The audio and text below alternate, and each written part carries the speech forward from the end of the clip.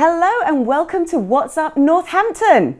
We love travelling around the country and finding out what you've been up to and shining a spotlight into the community. Today we've got a number of wonderful guests and we're going to kick off with something a little bit special.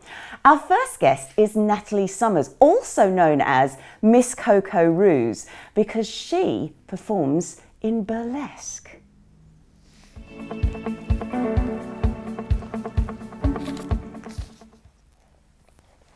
Hi Natalie, really good to see you. Thank you for joining me.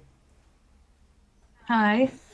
Now, I know a lot of people have myths and thoughts about what burlesque actually is, but you do something a little bit different, don't you? You sort of do burlesque-inspired, low-impact exercise.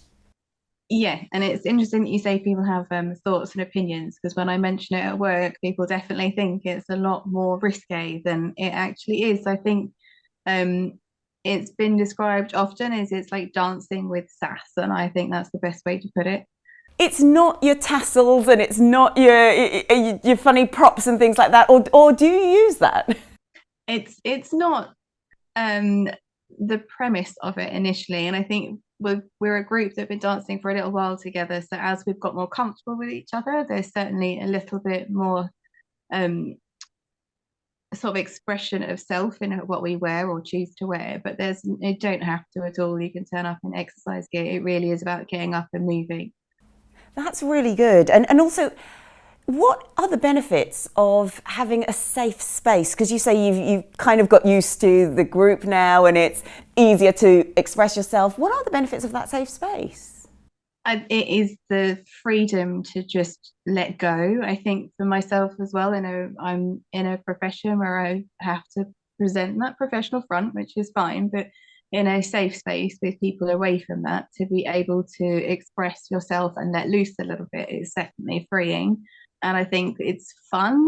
It's not seedy in any way, shape or form. It's just moving, the sass, the attitude, and it's fun. I mean, we have such a laugh doing it as well, which is really important. And you work as an occupational therapist, so what are some of the benefits of staying physically active, especially as we get older? There are numerous benefits of being active as we do age.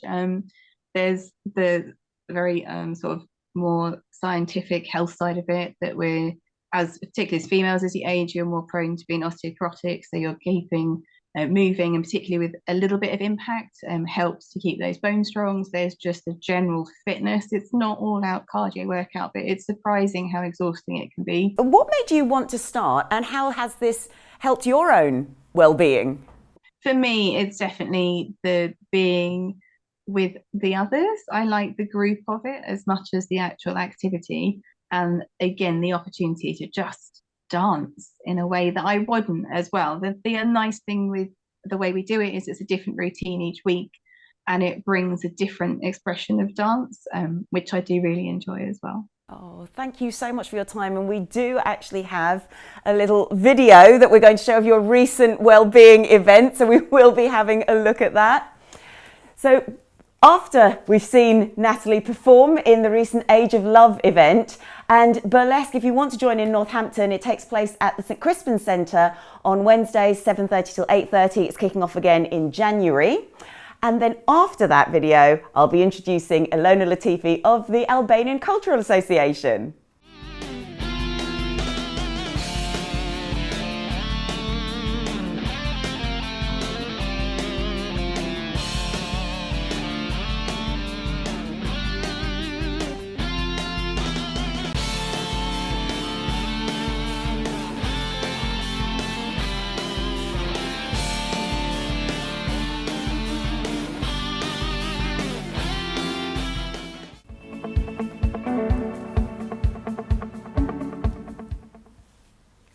Elona, it's always great to chat with you, and you do so many things with the Albanian Cultural Association. So first of all, tell me about the Albanian Cultural Association and why you set it up in the first place.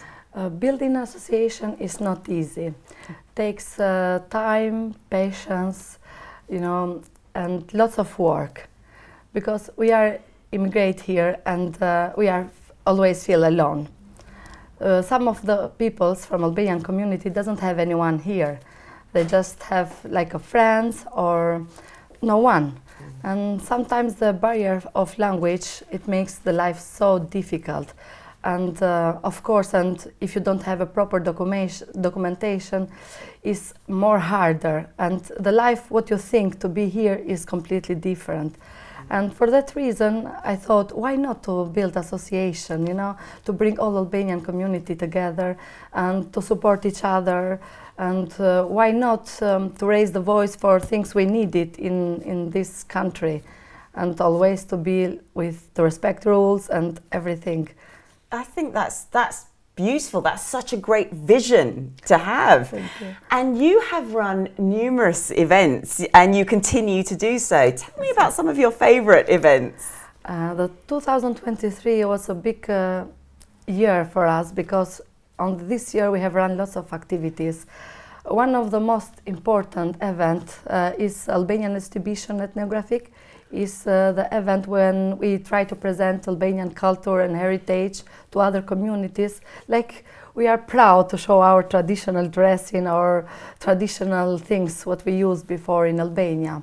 But also we have a different event which is same of patriotism, like Albanian Independence Day. We try to celebrate this day with song, dancing, poetry, drama, and after that, a raising flag in the Guildhall. That's fabulous, and it's so Yes. lovely to do that in the centre of town. Yes. And I do know we have a photograph of one of the events where you are wearing Albanian traditional dress, and Yes. it's absolutely lovely because this event took place in the Guildhall. If we have a look there, it's Independence Oh. Day, and that was part of the ethnographic Yes. history as well, wasn't it? Yes, but those are not only events what we organize, because we have been part on different projects like a carnival, a mom's group project, warm space, grow, cook, eat. You know, there are events which are supporting Albanian community to reduce stress, isolation, to feel like a big family here. Yes, that's beautiful. And I know in 2024, one of your plans is to start a language school Yes. for children Yes. to preserve the heritage. What are your 2024 plans? The first things what we have planned in 24 is like Albanian language is supported by Art Click Foundation, which is the first step for us for 2024, and because the conditions there are not good, we will try to do our best like a community group. But after that we have planned to start with professional courses to support moms there, Albanian language of course, English language to moms or to other people who need support with their language, and also to carry on with the activities what we have mentioned before, you know. That's fantastic. And why is, and I know you have such a passion for preserving the Albanian heritage and culture and teaching it to younger generations, why Yes. is that so important to you? To save our heritage is important because it makes you to feel proud about your country. Because what I think is, if you want to deny a country, you can deny the language, culture, heritage, and everything. And always I'm thinking, the new generation, if they grow up with culture and heritage of their country, they always grow good and they always learn. That's beautiful. And where can we get in touch with you and maybe see your events or know what your schedule is for next year? For all people who likes to join us, because I call that is a big family, and everyone who's like to come there, they can join us on the Facebook. They can follow us in Facebook and Instagram page with name Albanian Cultural Association, and also they can join us on the space where we run activities. There is Leicester Street, and the postcode is NN1 3RS.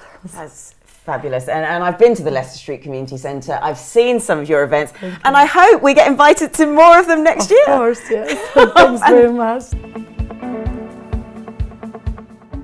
It's always great to speak with the Lewis Foundation because we've done a lot of work with them over the year and they are absolutely phenomenal. If you don't know about them, they are an multi-award winning grassroots cancer charity, and they provide care packages to adults who have had a cancer diagnosis. And it's a pleasure to have Lorraine Lewis, the co-founder of the Lewis Foundation here, and Saffron as well joining us. And let's start with you, Lorraine, if that's okay. Of course. Why are care packages so important? First, what we've really identified in hospital is often people are going into a whole new world and setting, and sometimes they just want simple things just to either help pass the time, provide comfort, and just let them know that they're not alone. And I think the whole essence of the care packages from our experiences is seeing that people are going into the hospital often without anything with them, and they're spending either hours or days in there. So just to have something that will just brighten their day and just give them some support or a little bit of home comfort, that's what the care packages are all about. Absolutely, and it reminds them they're thought of and that someone's there for them, and I just think that's so important because it's a horrible time anyway. Absolutely. With regards to your focus, you specifically work with adults, and I think that's really important. Why did you choose this demographic in particular? Yeah, at the same time when my mother-in-law was diagnosed with cancer back in 2010, we had a young family member that was going through cancer who was a child. So it made us really aware of the difference between adults and children. In that children, there was lots of gifts and visits and entertainment, which I completely understand, to help them, support them through it. But then we would go onto the adult cancer ward and there was just like nothings. So it's just like, just because you're an adult doesn't still mean you want gifts, you don't want visits, you want some support.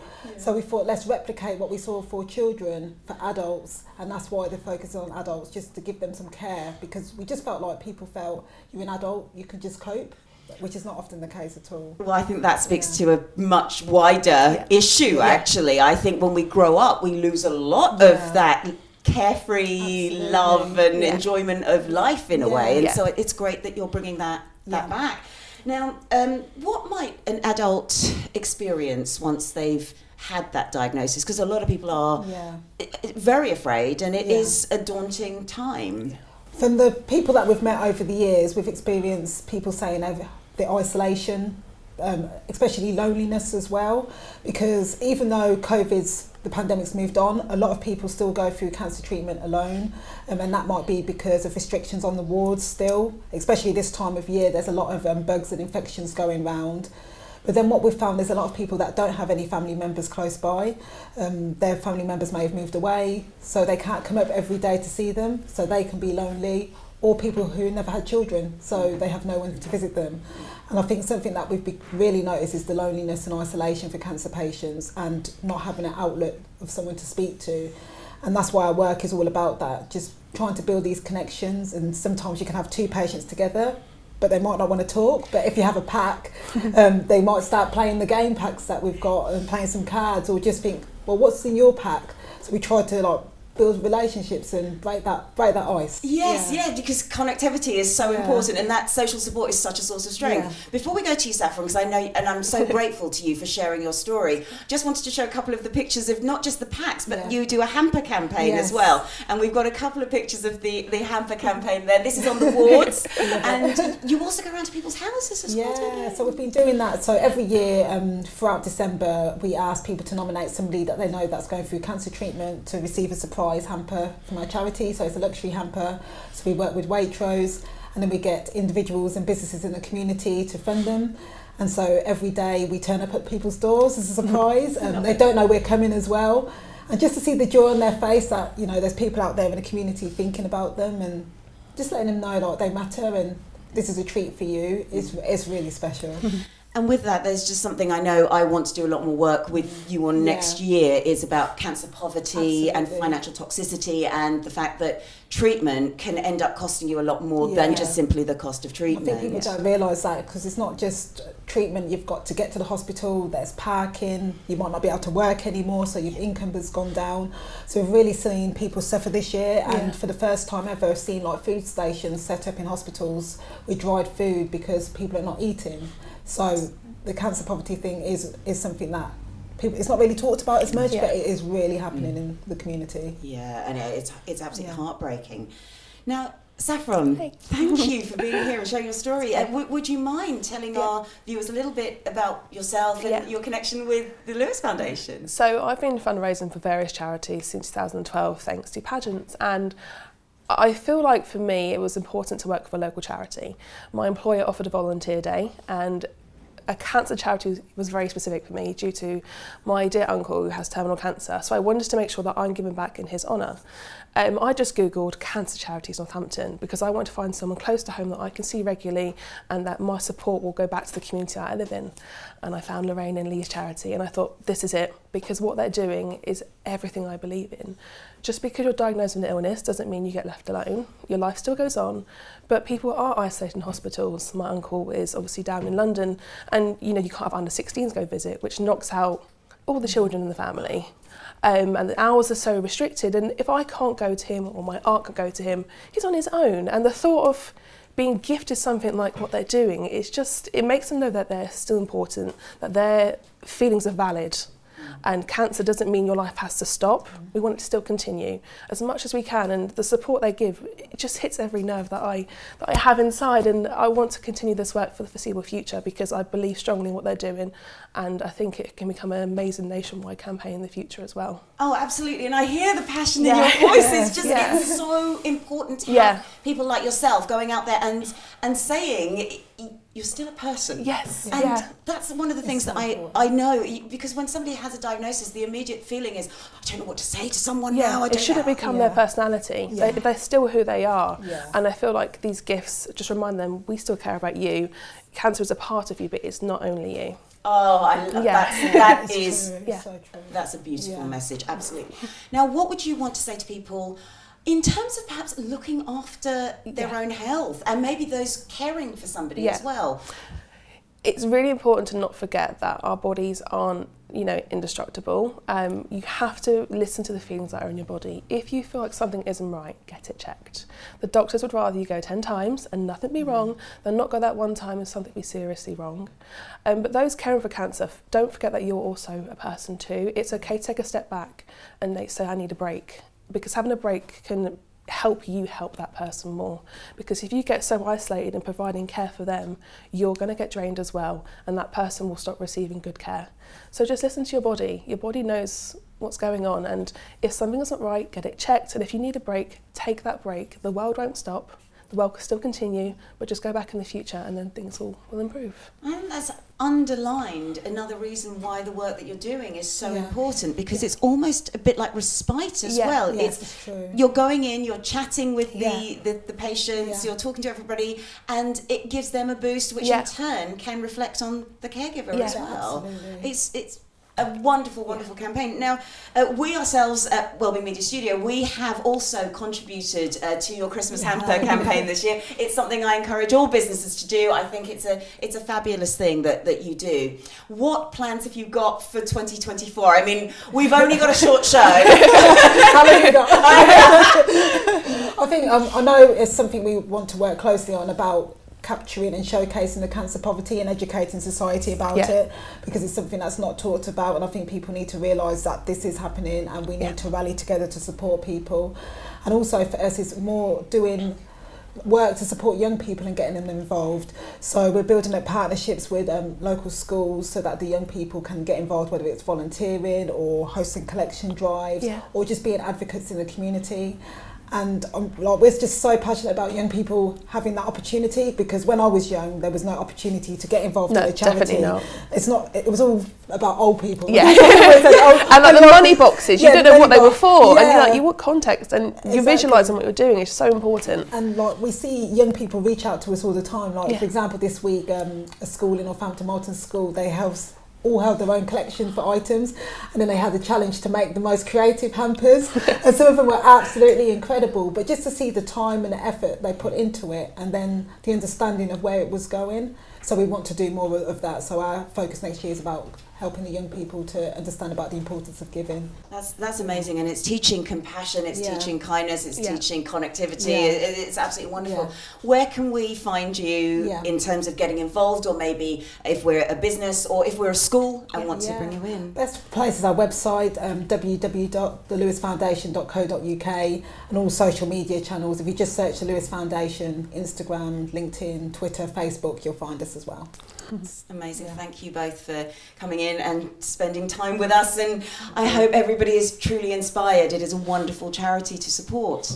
And now, as we lead into Christmas, our own producer did the Northampton Rotary Club, the Nene Valley Rotary Club Santa Run, and we're going to leave you with her dressed as Santa to wish you all, with the Rotary Club, a very Merry Christmas. Today is our Rotary's annual Santa Run.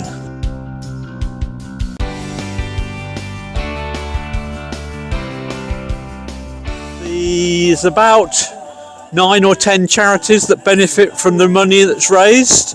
The runners are sponsored by various people, friends, etc., and that money is collected and then handed to the respective charities.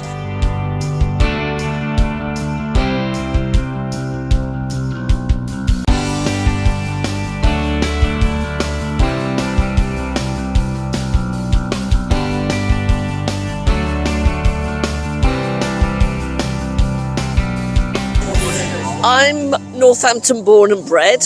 I'm very proud of it, and since I've become the mayoress of Northampton, I've been introduced to so many charities that are struggling, so many people that are struggling, and we're just trying to bring everybody together as a community. We're very supportive of local businesses as well. We just love Northampton. We have our own charity, Spencer Contact, as well, which we're looking obviously to support in our mayoral year. We're just over halfway through our mayoral year now. We step down in May next year, but we're loving every minute, both of us. With South Northampton's community responders, we're about 46 of us, and we cover whole of South Northampton and parts of Northampton and Kettering and that lot. We go out with the ambulance service, get called to patients, and then the ambulance arrives, and hopefully we've done some first observations and things like that.